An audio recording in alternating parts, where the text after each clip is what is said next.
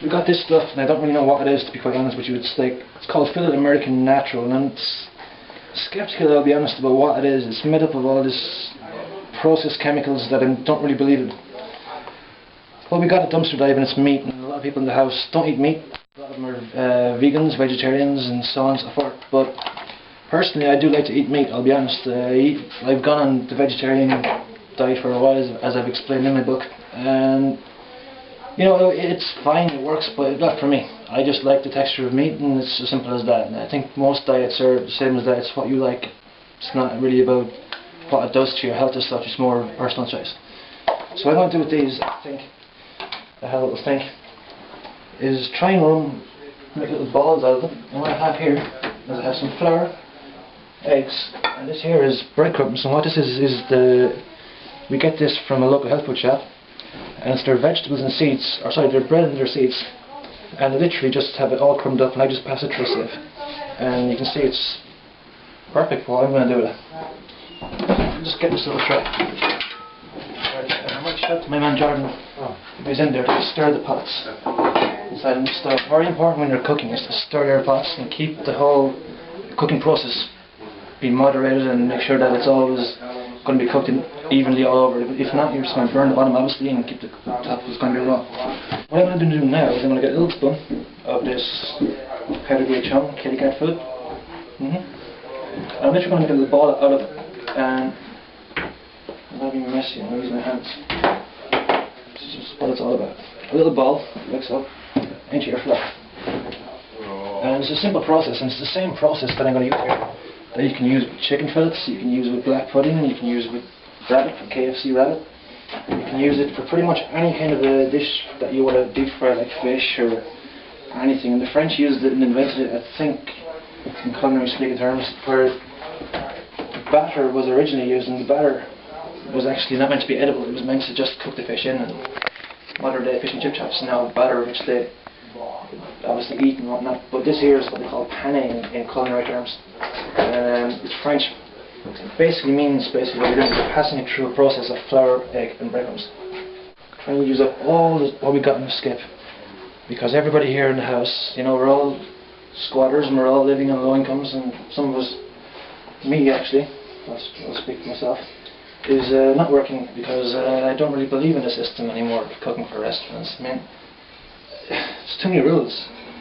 You know, cooking is not about that. I mean, look back at our ancestors. Look at our Cro-Magnon and Homo sapien ancestors. Really, around the fire they used to just cook for reasons of getting them through their day of just hunting, and we were hunter-gatherers. That's what we did. So cooking is a necessity. It shouldn't be a luxury as such.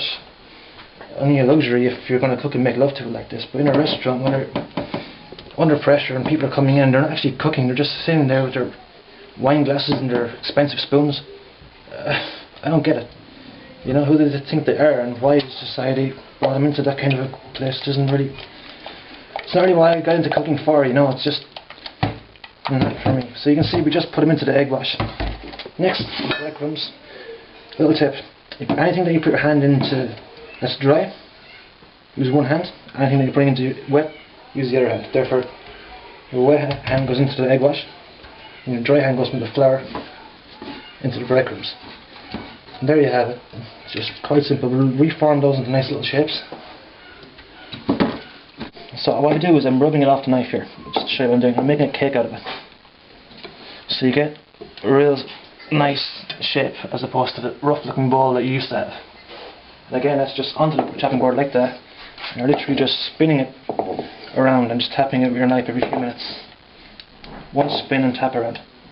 I mean, it's just like making scones if you're Irish, or Scottish, or whatever, Northern Irish. And it's a simple process that most of us would have had we been brought up in a generation of cooking from the fire, which we were just using in there. And you know, your grandmother would have taught you how to make your bread and your scones. And it's been lost nowadays. I mean, let's face it, most of our kids nowadays, they know how to use a computer, but they don't know how to light a fire. Our oil is hot enough, and the way that we check our oil is just a little piece of breadcrumbs usually. Just drop them in. You can see they're just golden, they're frying nicely. So I'm going to fry off these first when that's hot. We don't want it to get too hot. or I'm going to set the whole place on fire, considering there's fire directly underneath it. So in they go, like so. Mind your fingers. Another thing I want to tell you is I've added a little bit of water into the vegetables, because what I've done is I steamed them. Compromise. What I have here is milk. I'm just going to add in the milk in now. About a half litre or so of milk left from that. And I'm going to add in my cheese. First thing, I'm going to check on these. As I said, these take seconds. Literally all they're doing is just tossing them in the oil. Don't be afraid to use your hands to your advantage and lift up your oil. You might need a cloth for this. I've got chef hands, so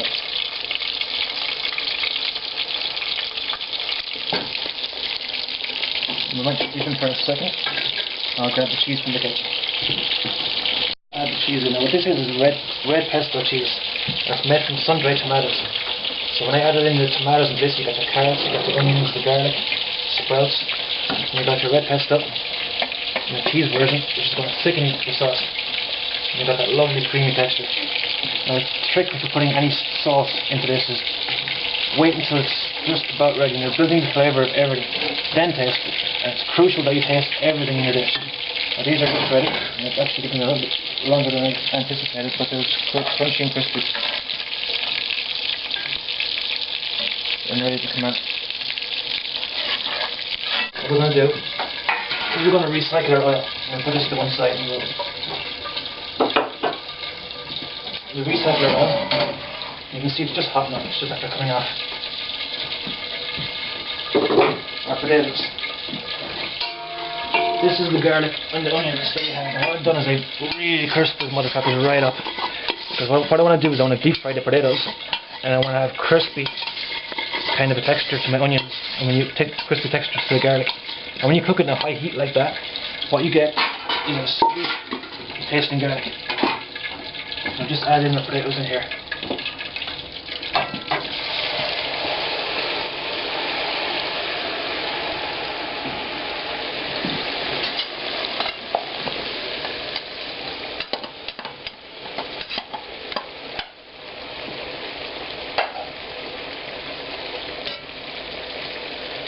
And I'll just leave them be. And what I'll do here is I'll leave this simmer nicely. And you can come up with me and we'll make a nice delicious salad to accompany the whole meal. Right, so quick salad. You can see again what this is turned out. Very important here. Chop off any rough bits. Might be on it. And give them to your chickens. Your chickens give you back eggs. So literally what I'm going to do is I'm just going to take off the outside leaves. And these leaves here I'm going to use for garnish for the big silver platters. What we got is our lettuce chopped up. Real quickly, what I've done is I've arranged all the other lettuce I pulled off for the pasta. And what I'm going to do is I'm going to make the red cabbage here and the pasta just here.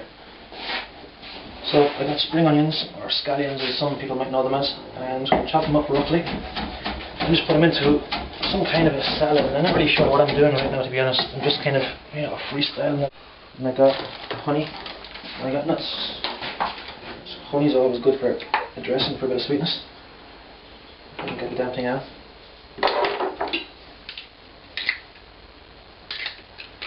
Simple dressing here now. And what I have is Italian vinaigrette that we've skipped from a previous skip, and I'm just going to add a little bit of that into it. Just give it a little shake. You see, it's simple vinaigrette. Now all the vinaigrette recipes that I have are in my book, and I have a whole chapter based on vinaigrettes, and all my recipes are in it. But for now, we'll just get that little drizzle. I'm just adding the honey to give it a little bit more sweetness, because I've had this before, and it's a bit acidic for my likings. Nuts, I guess we just give them a rough chop up again. Bananas, why not? Throw them in. And you know what? Since it's got bananas, I might throw fruit into this. And I might throw some pears actually into it. Maybe a little bit of apple, why not? So I'm just going to cut the best part off. Pears if they're bad. You can see a little bruise in that one. It's pretty bad, this one. But you can rescue as much as you can off it. I mean, that's what they do in the restaurants. See what else we got. Got some oranges.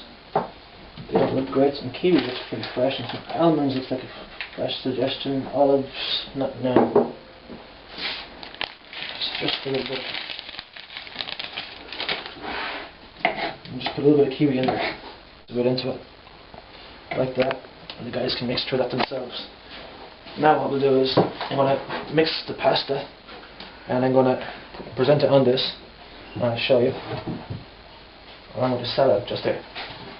So I'll just come along and I'll show you what I got here. I got this kind of a bread, it's like a rye bread. Alright, so our cheese is just melted in nicely, and the crucial part now is to taste and see if our seasoning needs to be adjusted or whatever. I need to get a spoon for that. I don't have a spoon. What I'm going to use is get my jar. Here, go for it. What I'm going to do here is with the cabbage, I'm just taking it off the heat and I just heat it up. And literally what I'm going to do is I'm going to just add a little bit of pasta in with it. So we get the pasta cabbage.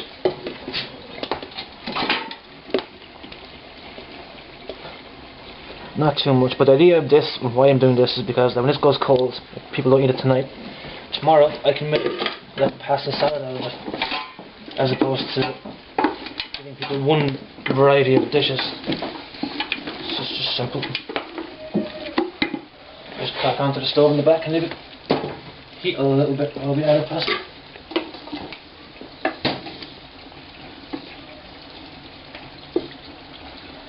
Just add the pasta in like that. Lightly as well.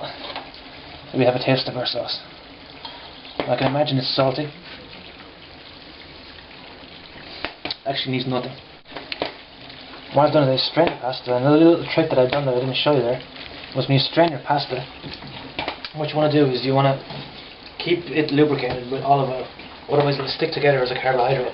And if you don't lubricate it with pasta as the Italians do, or lubricate it with olive oil, you're just going to end up with like a real big ball of just pasta that just comes back into itself like flour, which is what it's actually made from.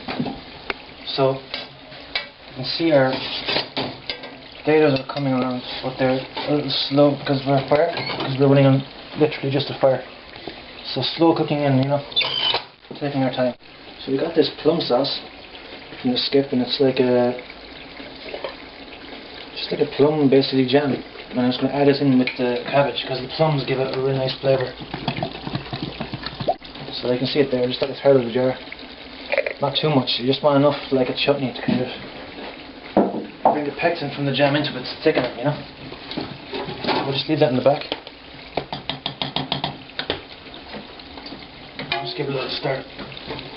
And the heat just on the back of the stove here, from the chimney itself, that's enough. You just want to get it up to body temperature. It's already been boiled, the pasta. The stuff in the back has already been cooked as well, and so on and so forth. Next thing we're going to do is we're going to take off our potatoes, and we're going to toss them through, as I said, our crispy garlic.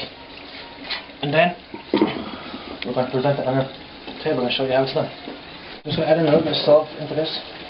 You can see that I've just tasted it in advance. It's just ready, but you don't want too much salt because you have that flavour from the plum that's sweet. Just enough salt in it. Right, as we said. Straight onto your dish like so. And what we'll do is we'll take our little croquettes and our rye bread. And we'll just grab a knife. So just like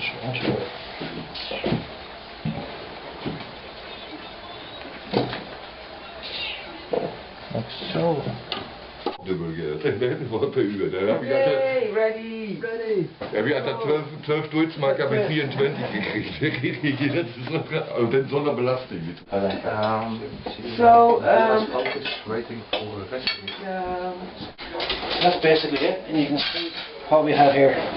We've just got amazing ingredients for tomorrow's meal, you know what I mean? For more, we've used nothing. I mean, all of this was being thrown out in the skip. RS my case YouTube, you know what I mean? It's like, it's a closed case. It's just another case of society and system. There you have it, it's all in my book. So for this and more details of who I am, go to talentedtommy.com.